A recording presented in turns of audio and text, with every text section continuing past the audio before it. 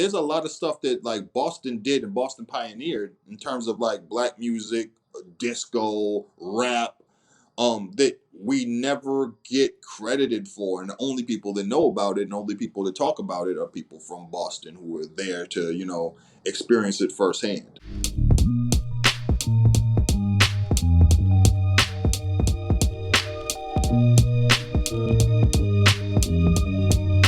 Welcome back to What Are You Saying, the realest podcast in the world, the people's podcast, where people can not only be heard and seen, but also learn and grow. I'm Osama. My name is Mohammed, and welcome back to another episode. And if you want anyone on the podcast, feel free to let us know. Today's episode is very, I don't know how to describe it, man. Like, this person has no idea that I've been following him for the past 10 years. So pretty much for myself, everyone knows that I love hip hop, I love entertainment, I love anime, I love Chinese movies, kung fu flicks, wrestling as well. But to see someone who's been doing that, has been at the forefront of this movement. And when we're talking about culture, one thing to understand, it's one thing to love hip hop or to love a music genre, but it's a difference to be seeing the inception of it from the birth. And even if you were there from 1979 to the on point to where it is today, and to see what it came from how it is starting up in the projects in the Bronx and then expanding to different parts of the world, it's a beautiful thing. But it's another thing when you see it become commoditized into an industry that kind of loses its origins. So imagine someone that's trying to preserve the history, the rich gloriness of what hip hop was and what it should be as far as where it's going to go tomorrow.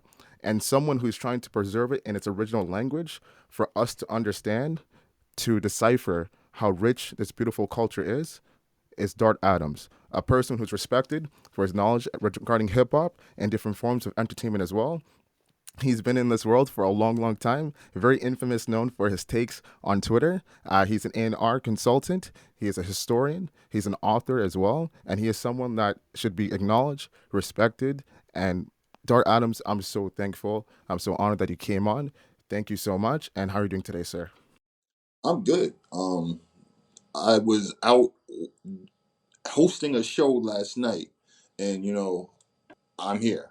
So I was on Instagram and I saw you guys talking about like who we would want on the show, and as soon as I see that, I'm just like, yeah, sure, I'll do it, absolutely. Now, one thing I want to start off is the fact that when it comes to basketball, obviously there's bandwagon fans and there are those who have been lifelong fans. And when you know the culture of your team, you know what comes with it, the good, the bad, and the ugly. Mm. And especially the Celtics right now. Now they're down 0-2 against Jimmy Butler and the Miami Heat. You do not get upset. You do not get frustrated. You do not get angry. You're patient. Mhm. You're calm and collected. Why? Yeah. Because you know the history. You know how the Celtics are. You know their identity. So it's amazing when you call out Celtics fans who just like sap and whine and complain, and also those who do not know about basketball. What is it about Celtics culture overall that keeps you calm, cool, collected, knowing that until you get to 4 wins, do not say anything about our team, our brand, and our identity? To me, it's more about life, more so than even being a fan of the Boston Celtics. Because when you're a creative, especially somebody like me who left a stable job with a 401k and health benefits to become a writer and on the internet at the time when nobody really saw a future for it, but I believed in what I was doing. And I did it for about a decade, 12 years, without seeing any real benefits to it before it finally took off, maybe in the last 3 to 5 years. So I take that mindset into being a fan. It's like you if you live, it's different than if you're a bandwagon fan versus if you're from the city. Like, I was born a Celtics fan.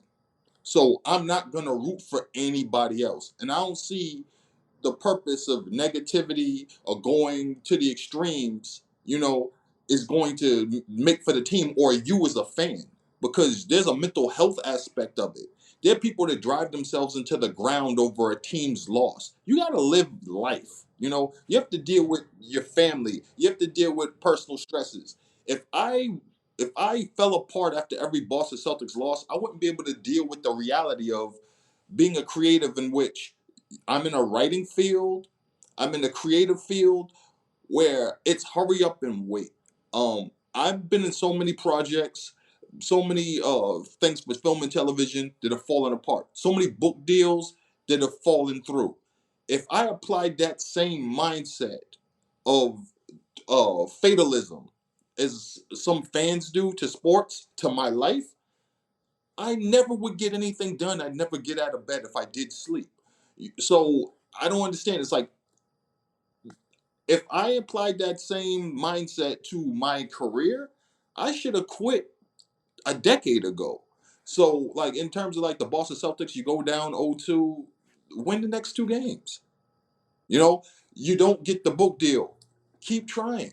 You know, the TV show you were going to be a part of went into developmental limbo. Work on another show. So to me, everything is everything, and everything goes hand in hand. And the sad part is, if you're a fan, you should be a fan. Don't be the enemy. You know, there are plenty of people waiting to dig a hole for you. Don't be the person sitting in the grave pouring the dirt on yourself. You know, so I just don't subscribe to that type of thinking. And if they do lose, they lose. I'm still gonna be a fan next year. You know, so what? I'm a fan of the name on the front of the jersey, not the back of the jersey. You know, it's not like there are people that are LeBron fans that follow him everywhere he goes. If it's not Boston, I'm not a fan, so I don't care. So it's all about the mindset and actually thinking about being healthy mentally, so you can go on with the rest of the things you have to do in your life. And that's a beautiful answer. And before we get into your career and the ups and downs and the sacrifices you had to make, I want to start from the beginning. Mm. Boston, the heart and the origin of it, where you're from, how you grew up. You had a lot of siblings, you had parents that were there for you, and you had a story like no other. Talk to us about growing up in Boston and how is it for you? So when people hear about Boston, they think that basically you're just sitting here and you're hearing racial epithets spewed at you all day long, you know. And I live in the South End, Lower Roxbury, which was the heart of Black Boston. So, and it was one of the most diverse parts of Boston, always one of the most diverse parts of Boston. So I had black, Latino, neighbors, Asian neighbors, mostly Chinese because we're right near Chinatown. You had white folks that lived there from a time when there were row houses and stuff like that. The first part, the first inclination of the inception of there being like a LGBTQ community, was here because they used to live in the row houses going back to the 20s and 30s and 40s. So you lived in this community with everybody. And I was born in 1975, so the culture was completely different inside the community where people looked out for each other. Miss Chan, Miss Lopez, Miss Wilkins all looked out for each other's kids. They would watch them at the bus stop. They look out the window to make sure nobody's messing with them. So it was a community, a tight knit community, and that's where I grew up in Boston. So when you're in a tight knit community, everybody talks to each other, everybody knows everybody. If you don't have the full amount of money at the store, they know your mom. You know, like, so we were in a tight knit community, so that meant that we talked to each other and we looked out for each other. So people in the neighborhood, like the elders, would tell me stories about the neighborhood. Like, Sammy Davis Jr. used to live here. Yeah, he lived here, here, here, and here. Oh, they tell me stories about Martin Luther King Jr. Martin Luther King Jr. is a figure in culture and history where he's always marching, he's fighting for freedom, he's a staunch guy, making these speeches. But the stories they were telling me was about him hustling pool, playing basketball, playing cards, listening to jazz, dancing, going out with his friends, hanging out, going on dates with Coretta because he met Coretta here. And so I'm like, the stories I'm hearing growing up in Boston run parallel. They don't run parallel to the stories I hear about this man being a serious person. Like, they're talking about him cracking jokes and all this other stuff and hanging out. So, and then like they'll tell me stories about Miles Davis used to come here all the time. He used to hang out over there and do this and this and this. Quincy Jones used to live down there, and they're telling me all these stories about like people that grew up in the neighborhood. And I'm like, how come I don't hear this anywhere else? People have stories about it, like famous musician, a famous artist, famous athlete in Harlem, in Philadelphia, in Chicago, in Detroit. Everybody knows about these things. In Boston, only people that knew these stories were people in the city, people in the community who looked like me. And I was like, how come I'm never going to see anybody mention Sammy Davis Jr.'s time in Boston in a book? Because the only people that are here to tell the story are in that community. And it's wild because when you think about somebody like Sammy Davis Jr., who's worldwide famous, the only reason he left Boston is because he got drafted into the army in 1944. The only people that told me these stories were people in my community. And when you grow up and you get a completely different sense and idea and identity of Boston, when you grow up in a vibrant community that like, raises you and tells you history and gives you like pride in where you're from, you realize that the outside world hates your city and has never stepped foot in it, has never lived in it a day in their lives. So that's what kind of made me a historian, because when you grow up hearing all these things and you realize no one else knows this but you, then you're like, okay, so I already know history is skewed from being young. And then when you grow up around like New Edition, you see them rise and everything else, and then they get kind of obscured by all the other boy bands following like New Kids on the Block and everything else. And you're like, I was there and seeing their growth. Or hip hop or rap, and you remember the first rap records being played on the radio, or your people around you buying those rap records between 1979 and 1982, and like seeing the growth of the genre, and how like it was a hard sell for a lot of people, and how they didn't even believe it was music, and now it's like the hugest youth culture globally. And at one point, it usurped rock and country is the best-selling genre of music. So it kind of skews your perception of what life is and what the world is and how things work. And it kind of made me into the person I am today and how I approach everything. Yeah, incredible answer. And the fact, like you said, these stories that no one knows, God forbid, if the elders didn't tell you this or you didn't have the care or necessity to even want to express this, the history of Boston would have been skewed forever. And even when you like Malcolm X and his early runnings in Boston as well, that's often overlooked. Like you said, people talking about Malcolm Yeah. towards the end of his years, whether it was the time with the nation or during the time when he split or his trip to Mecca, became reformed, but no one knows about his early run-ins, especially in Boston. So Boston is very central. And why do you think Boston's often overlooked in American history and especially Black history as well? Well, because Boston has been presented as the antithesis of blackness in America. Um, Again, when you think of blackness in America, or think of black culture, or black excellence, as it were, you think Harlem. You think Detroit. You think Philadelphia. You think New Orleans. You know, you don't think Boston. And it's sad because the reality is Boston is the first place to have a sizable community of free black folks in the colonies. Going back to 1650, there was a community called New Guinea in Boston, and they thrived in the North End from 1650 all the way to 1850. And the only people that know that are Bostonians. So it's a sad commentary on how we frame black culture in America. And now with that, your cousin LeBaron grew up in Orchard Park, sorry. And obviously that's famous for housing some of the members of New Edition.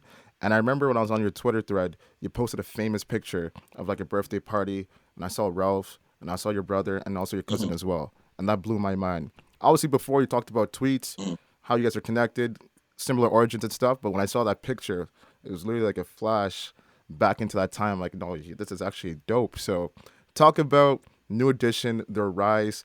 You said that even your brother was there when they found out about the checks, with the royalty checks. Like, talk about that, the early stages of the development of New Edition, and how you were a part of it, whether it's through you or your brother, as far as those early memories. The thing about Boston, Boston is not big. I always say that Boston is the size of Shaq's left shoe. So your thing was 6 degrees of separation, in Boston it's like 1.5 to 2. So everybody knows everybody. You know, if you're in the entertainment world or you were at the talent shows or something like that, it's you, your cousin, your brother, your aunt, your mom. It was somebody involved. So there's not that much separation. So in the case of New Edition came up in Orchard Park projects. Orchard Park is in Roxbury. I grew up in the South End, Lower Roxbury. You walk down the street, you're in Roxbury. Um, and my cousin, LeBaron Jones, was best friends with Ralph Tresvant. So again, like everything in Boston, it's very territorial, very tight knit. So you at Orchard Park, there were the buildings in Orchard Park. You live in this building, you live in this building. So and the wild thing was my cousins lived in Orchard Park. So I had several cousins that lived in Orchard Park, and if there were birthday parties or something like that, all the kids would go, to the birthday party, and all the kids knew each other. So all the kids would hang out, and everybody would watch the kids, what have you.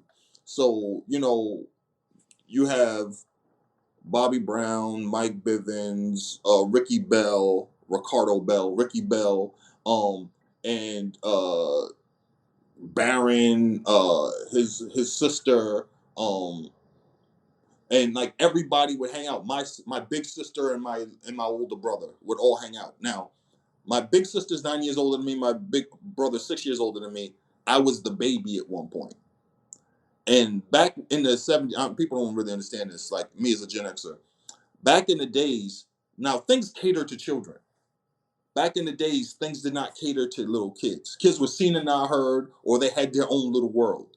And since I was the baby, I was going to have to either follow behind my brother or my sister. Everything they did, I had to do with them, even though I was that much younger.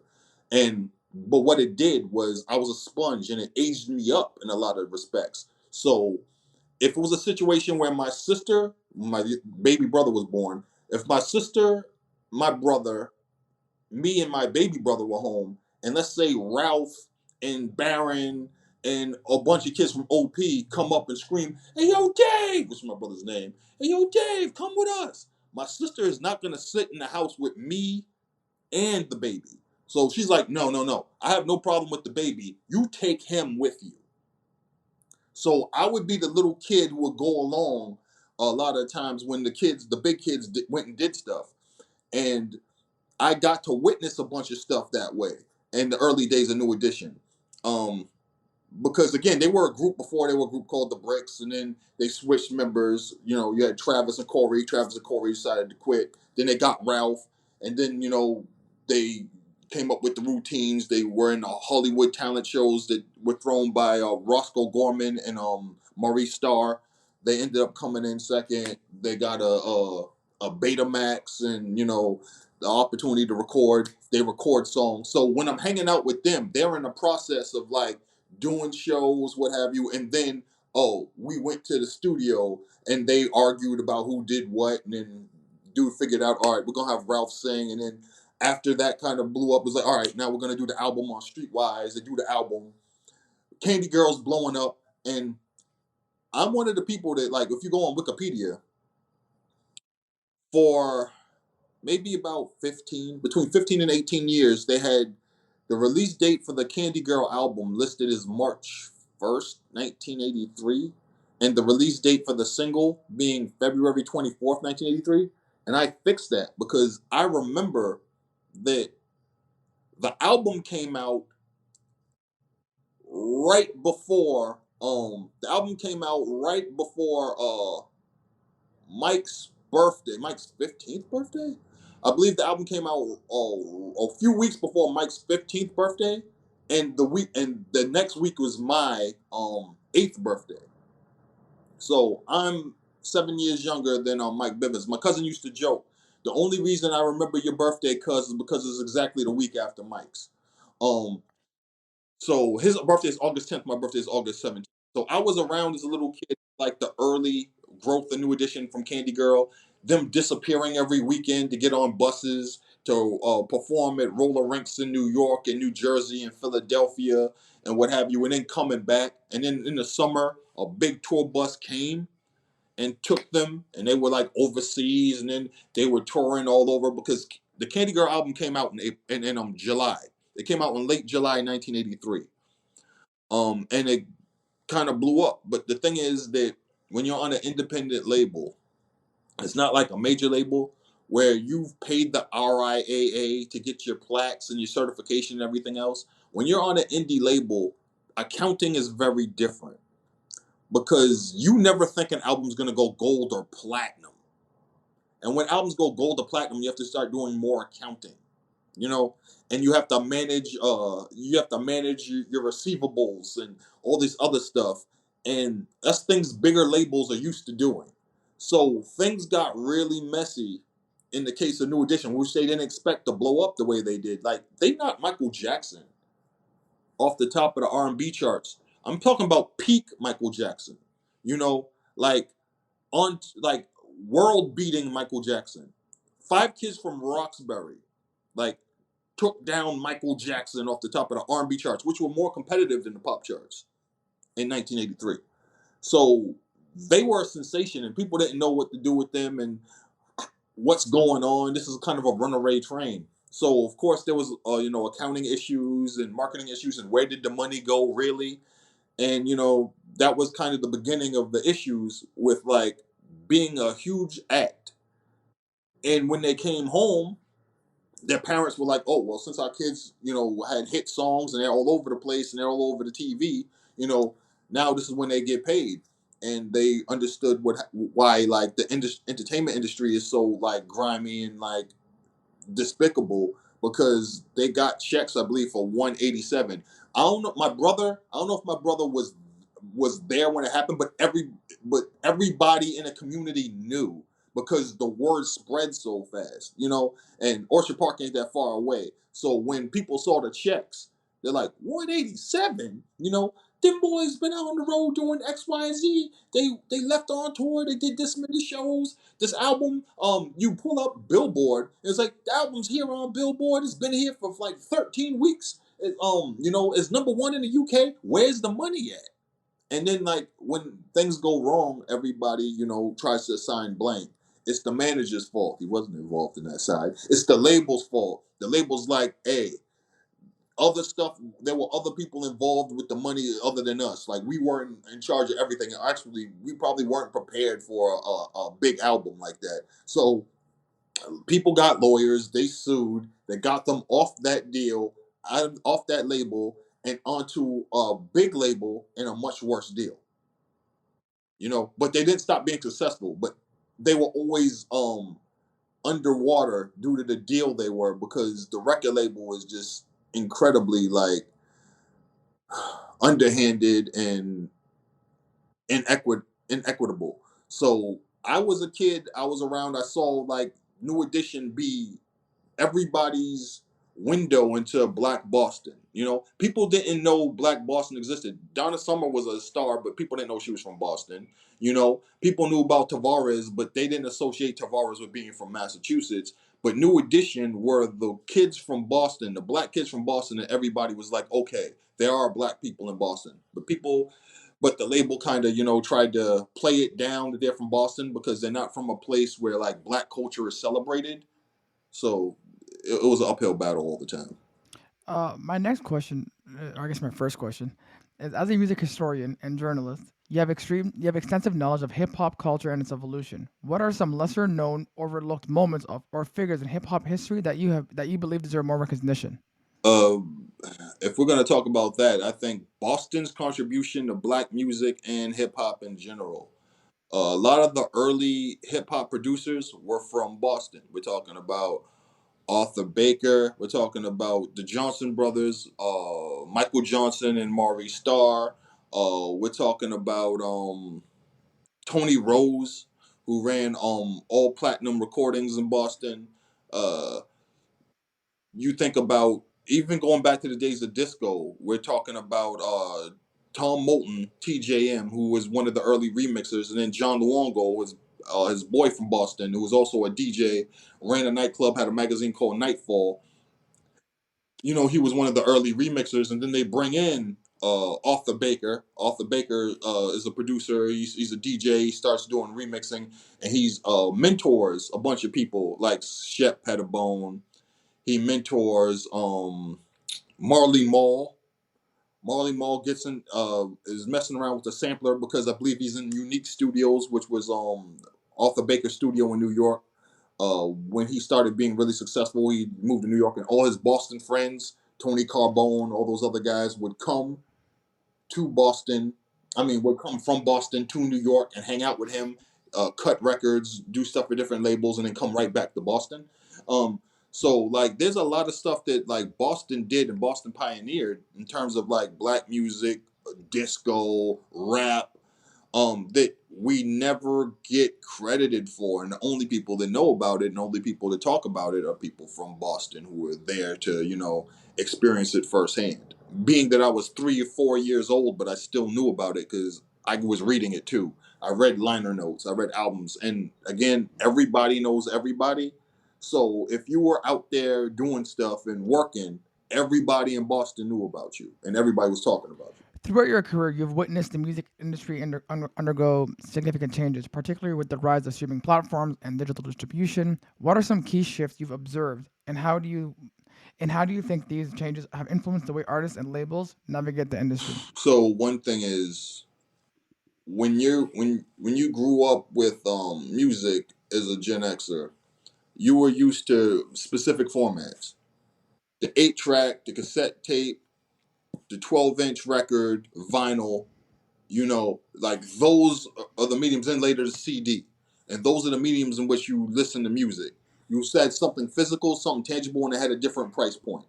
And not only was it something physical, tangible, and had a different price point, but your experience was different based on the different format you listen to music on.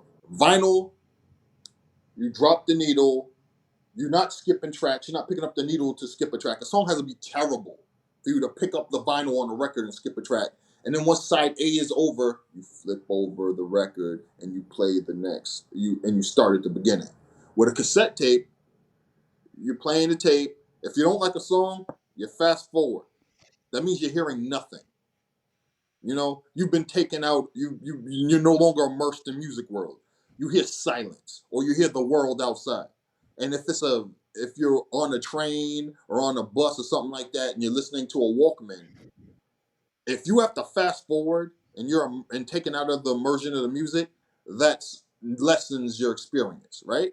If you're listening on a big stereo system and you have to go to the stereo system and press fast forward, it's kind of a similar thing. Um, and sometimes you have to flip over the tape and rewind, and stuff like that because sides are uneven. But that's part of the experience if you're listening to a tape. Now, with an 8 track, you can't skip tracks. You just have to sit there and listen to everything, even the songs you hate. With a CD, if you don't like a song, you just press one button, skip, and it's like it never happened. That affects that, so that affects the experience and listening to music for the listener, right? Now, what happened was we went away from these mediums because at the late stage of the 90s, we had this thing mix, rip, burn. So we had computers where you could get CDR and CDRWs, where at the tail end of the 90s, if an album has 18 songs on it, but there's 5 to 6 filler songs, all you do is burn the 12 songs on a CD that you like. And you won't even think about the fact that the album has these songs that you don't like. Because in the previous mediums I mentioned, it was exacerbated when there was a bad song on the album. So you could have an album with 9 songs on it, but if you got to skip 3 songs because of the medium, it seemed way worse that you were taking out of the experience. And also this album sequencing. So where the song is on the album, especially if you have to flip it over a side A and a side B, it sticks more in your mind in terms of like the experience from the listener's perspective. So that these all these things are changes because when you get to the point where you could just burn a CD or skip a song or just get an MP3 and just put all your favorite MP3s on a CD and burn it, we've gotten away from all the things that make people determine whether or not an album is good or classic, and the way that we frame what makes a good album is completely different, because you can have an album with 18 tracks and 13 of them are good, and it's still a good album in your estimation because you didn't have to go through any labor to skip those songs. You didn't have to, it didn't affect you. The song was never good because you never had to listen to it. Whether if it's on an 8 track, you have to sit there and listen to it. If it's on vinyl, you have to physically get up. There's a reminder, muscle memory. There's a reminder that, oh, when I listen to this album, I don't listen to track 3. I don't listen to track 7 on the other side. That's These things are indicators of how music changed. So when we get out of that and get out of mediums entirely, and it's just the internet, and you just download a mixtape. If you have it in your iPod Nano or your Shuffle or your Zune, and there's a song on that mixtape you don't like, you can skip it. But here's the thing: you can go into your iTunes or wherever your music is, and you can just take that song off completely. So you don't even have to experience the skip anymore if you don't have to. So all these changes in medium, all these changes in music, all these changes in technology really affected the person, the listener. So and we have micro generations because communication technology doubled in speed every 6 to 9 months past like the mid 90s, right? So that affected things also. And we have micro generations. So every 3 to 5 years is a sea change. And every 3 to 5 years is a new transition for your life. So between 9 and 13, 13 and 18, 18 and 20, 23, 24, 25 to 30. So there's all these different changes, and you have either a new audience come in or an audience leave or an audience pick up something else. Or you usually develop taste in music between the ages of 9 and 13. So what I'm saying is that there's this constant shift all the time for markets, for sensibilities, based on all these things. And what it did is that it completely changed the music industry, and it completely changed the listener base, and it completely changed the user base, and it completely changed the way people critiqued music. And me being older, I saw all these changes happen over 10, 12 years. Because in 10 to 12 years, you've had 3 to 4 sea changes already. So if you started out with one mindset, sensibility, I'm going to do this, this, and this, by the time that decade is over, the people you're dealing with, or the people who are your contemporaries, have a completely different mindset, and are tuned to a completely different thing in terms of their writing, in terms of their fandom, in terms of everything.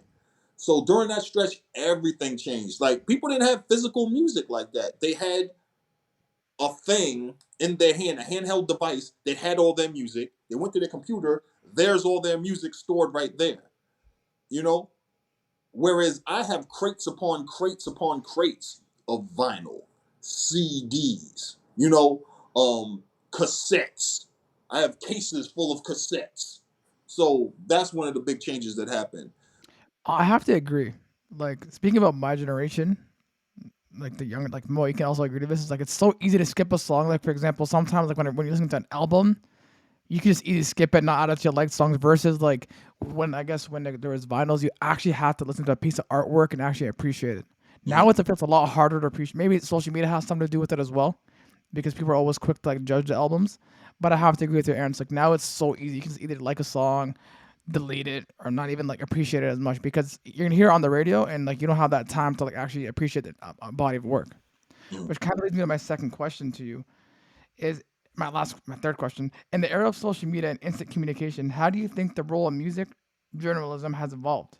How has it affected the way of artists and journalists interact? And what challenges and opportunities does it present for the integrity and credibility of the music reporting? If anything, I think it devolved.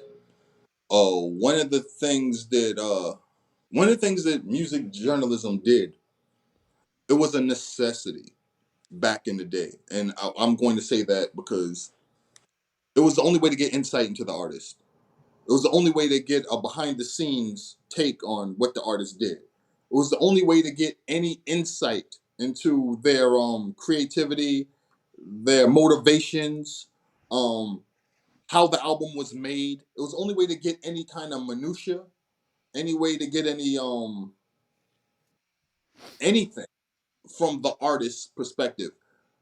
When real time social media came into play,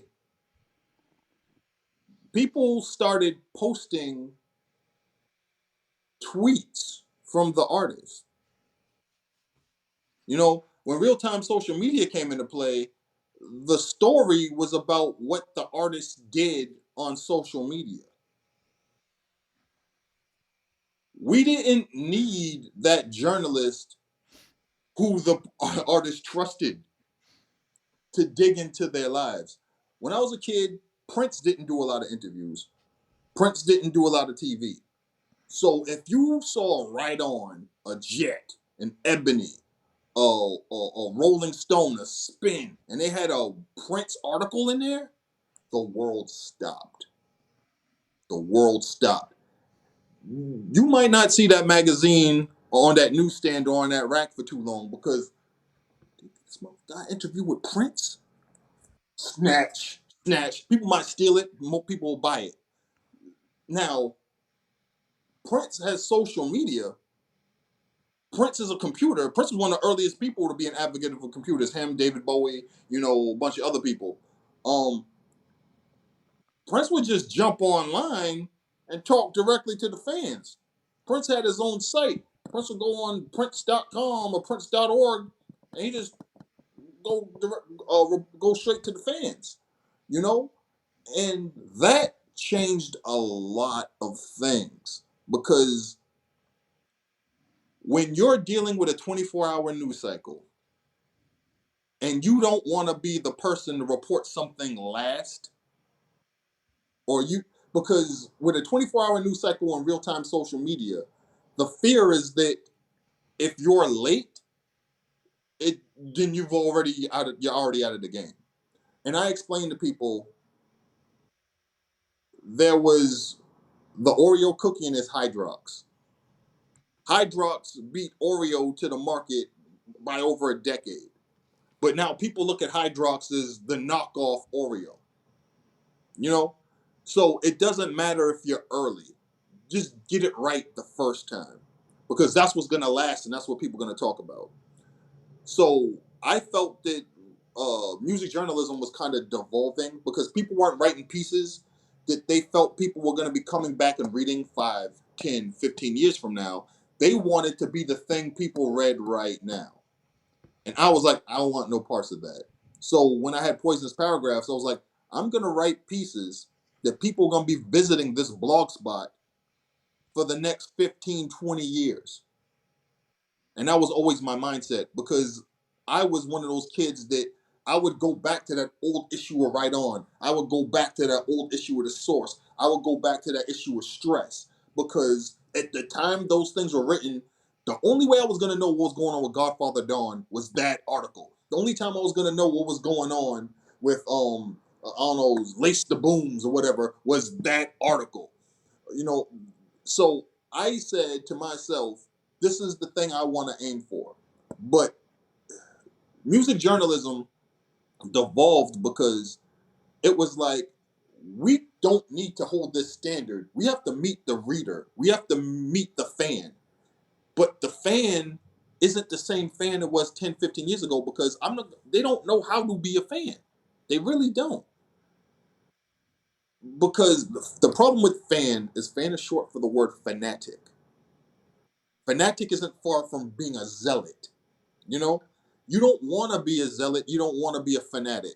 You want to be an even keeled person that enjoys something.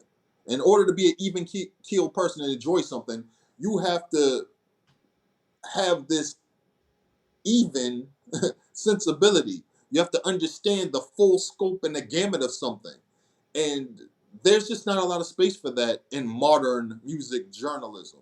So pretty much what I do is I pretend that I'm writing for a time where the only way you're going to know anything about the artist or the medium or whatever it is by reading this article or reading this magazine or reading this book.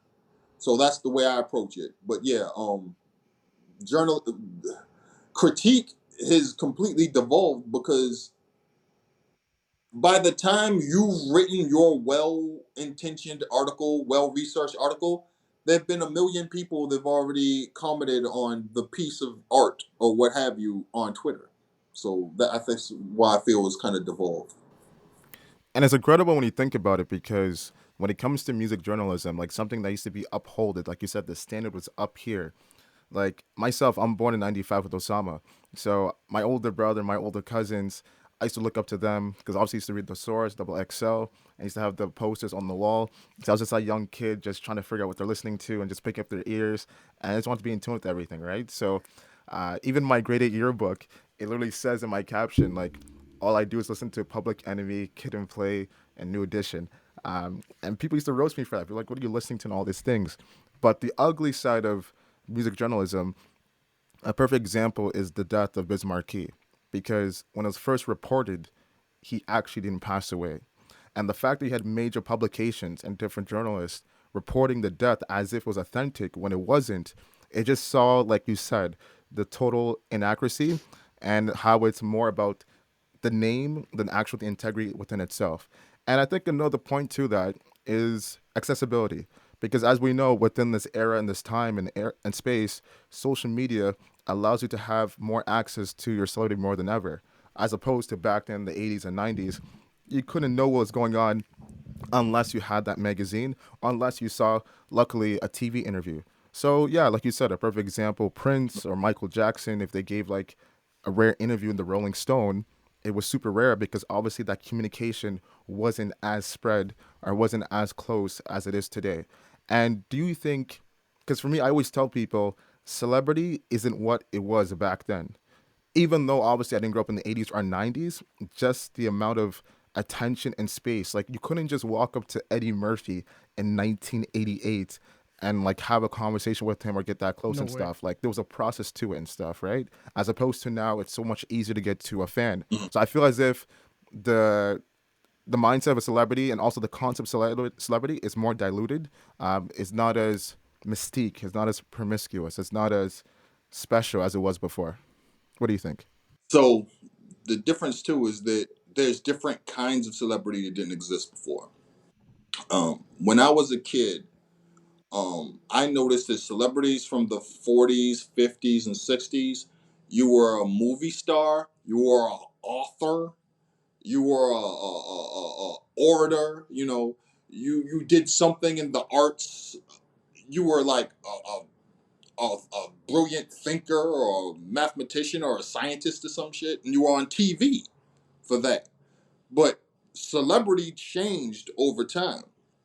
So by the time we get to the 70s and 80s, you're a music star, you're on a TV show, but you could have done something infamous, you know.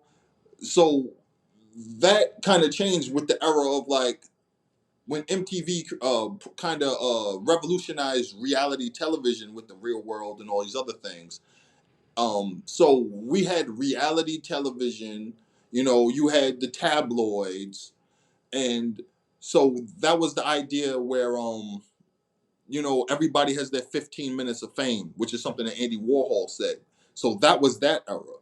But now with social media, if you watch the NBA and they have like the NBA celebrity game, if you watch the NBA celebrity games when they started versus now, I don't know who 85% of the people are who are celebrities in the NBA celebrity game. I'm like, who are these people? Like they're from TikTok, they're from YouTube, they're from Twitter, you know. So it's like, what? Who are these people famous to? They have audiences, but it's not the wide audience. And also, the big difference about celebrity is that back in the days before the internet and everything else, you only had like when we were kids, we had like 10 to 12 channels at most that came, and then like only probably 8 came in clear. You had VHF, UHF. That was it. We didn't have cable. And at night you had talk shows. So you had the Tonight Show, the Late Show, another show. So you were either Johnny Carson, David Letterman, and then maybe in the morning you had like Dick Cavett, or you had the Donahue Show or something like that. So back in the days, if you wanted to be on famous, you had to be on TV, and you had to be on one of these shows. And if you performed on one of those shows, you were famous. And if your song was on the radio, everybody heard it because there were no other outlets. But if you think about like the SoundCloud era, the blog era was where the blogs would dictate and gatekeep and be like, this is what's hot, this is what's hot, this is what's hot. Everybody's submitting to us. The SoundCloud Bandcamp era, people were uploading to SoundCloud and Bandcamp, and the people decided what was dope. And the blogger was completely out of the equation. So they had to catch up and they had to be like, oh, this is what everybody's saying is hot. You know, this is what's blowing up on Bandcamp. And that completely changed everything around. But with Vine and YouTube and TikTok, what happened was people became famous due to gathering audiences that we had no say in, no role in. All we could do is react to it. So that's completely affected celebrity and culture and those things. So you could be, and then I think about me. I was writing on the internet. So people knew me from Twitter and the internet. So when I ran into somebody who was actually famous, and they'd be like, oh shit, it's Dart Adams. And I'm just looking at them like, huh? Like, I it's a completely different set of rules for celebrity now, because I'd be looking at somebody like, dude, you've been famous for 20 years and you're like happy to see me on the street. I'm nobody, you know? Mhm. So celebrity and who's recognized and all these other things, and your platform completely changed things, because people would say, uh if I had 15,000 people following me on Twitter, I had a platform. And I'm like, no, there's just 15,000 people following me on Twitter. Like, this doesn't translate to anything other than I can get it. Because I have 15,000 people following me on Twitter, that means that I can write for um the Urban Daily, or I can write for whatever hip hop site, and they'll allow me to write a piece about an anniversary and pay me $150, which was a rate back then. The people actually got paid to write stuff. They'll pay me $150 because I have 15,000 Twitter followers, you know? And when I think about the fact that I actually wrote for $150, I get sad all over again. How the hell did I survive to today? Also, I want to add on to your point because I 100% agree with you in terms of like how everyone could be like everyone's saying, oh, I could be a celebrity, but like for me, like growing up in the early 2000s, for example, like watching like Will Smith at the time when he was the biggest actor on earth versus now you see so many actors doing a lot of movies or like so many TikTokers doing random shit to allow themselves to stay relevant. But I think like there was a creativity in terms of like, for example, I'm gonna make one amazing movie and then kind of go drift away for a bit and allow that body of work to be presented, obviously be timeless. Like you see a lot of now TikTokers, like as you said, sometimes I'm watching the NBA like celebrity games and like, who the F are these guys? I don't know none of them. Like usually like you were excited to watch this stuff because you're gonna like see, you know, maybe Will Smith or Eddie Murphy or someone pop up, but now you see these TikTokers and they're ruining the game. People think it's helping. In my opinion, it's ruining it. Especially now, even like maybe your opinion on boxing, like all these like YouTubers going to boxing and like TikTok. People, I know Mike Tyson says it's helping. It's to me, it's not helping the sport. It's actually taking away the sport because boxing, its rich history from always like boxers, like obviously Muhammad Ali, but even prior to that. And I think to me, these social media influencers are ruining certain industries that people who actually admire it and who actually grew up watching it. Now it's like washed. Yeah, but here's the thing, right? The thing about boxing is broken. It was a broken system. It's a broken system of rankings. It's a broken system of federal ruling bodies, whether we're talking about whoever sanctions a belt or whatever and has their rankings. Um, the promoters, everything in boxing is broken. The reason why UFC kind of blew up is because people got just disillusioned with the Hmm. way boxing works. So Tyson talks about if you're a social media star and you have a huge following and you can bring eyes and excitement, because here's the issue too with sports. The reason why sports is what it is because people care. After a sporting event, people will watch a press conference and watch people talk about the event that just happened. You just spent 2.5 hours watching a game, and now you're gonna spend another 45 minutes watching them talk about it. And then the thing is that you get up the next day and you turn to ESPN and they talk about all these other games that already happened. So that's the difference with sport. Sport is a thing where you drag eyes, people care. People are immersed, people are engaged in not just the event itself, the sporting event itself, but the lead up to it.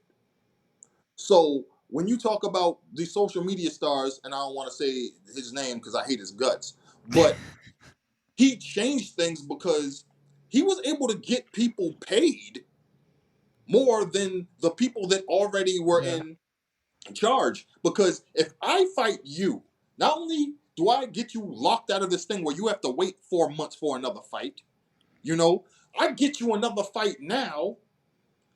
I get you paid for this fight more than probably the other fight because that person that you were gonna fight, people don't care as much to watch you fight him, even if he's a way better fighter. So that's what people are talking about in that regard. And the reason why these people are put on television is because when you look at their numbers, unfortunately, they have more followers, more dedicated followers, more engaged followers than if you were to put like Timothy Chalamet ain't gonna play in a celebrity basketball game. You know, he's just not. You're not gonna get Scarlett Johansson to come out to play in a celebrity basketball game. Um, King Batch might come out to play in a celebrity basketball game. That TikToker or that person on Vine Instagram Reels, that Instagram model, she'll come out. That girl on YouTube who does the basketball content on YouTube, Jenna Bandy, she's going to come out. And when you look at the numbers on YouTube, you're like, all right, so there'll be enough people to watch some of these people. Like, you don't care where the audience comes from. You just care if there's the audience, right? So that's why that happens, because the system is broken.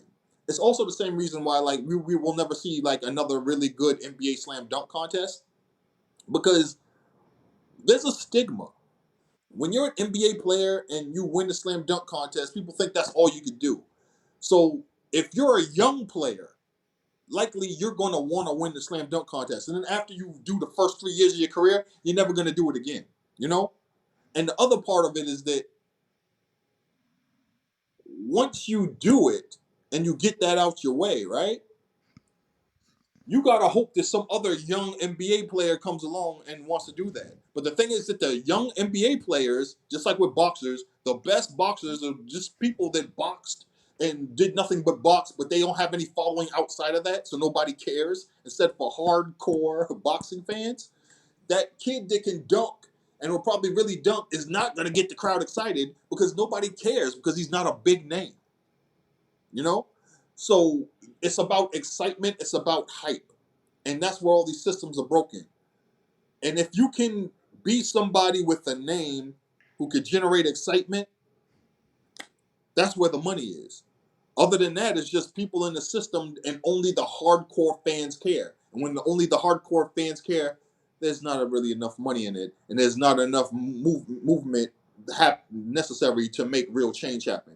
Whereas when you have somebody from outside, like when you have somebody from outside come in, they break the UFC system because you only get paid this much on this scale and this much on this scale. But now you have all these people coming in from outside, and it changes everything. And it's like now you get to show the inequity of. Do you know this person only did 4 fights and they got a family and it costs this much to even be a UFC fighter and they're not even breaking even? So they're pretty much they're fighting just to be above the poverty line when they're on TV all the time. So that's pretty much the issue when it comes to that. And it's unfortunate because, yeah, you have the cycle of celebrity and you have to use it to affect change. But unfortunately, so many people are just happy to be there and don't have any skills that could stretch it out. So they just need to get everything they can right now, and that's the other conundrum with it. You guys thought we were done? I don't think so. We still gotta wrap it up. Please follow me at Kusa300. Follow my co-host Muhammad at Muhammad.global. Make sure to follow our page at Instagram. Also, make sure to subscribe to all our platforms. We drop every Wednesday at 12 p.m. Thank you. We'll see you next week.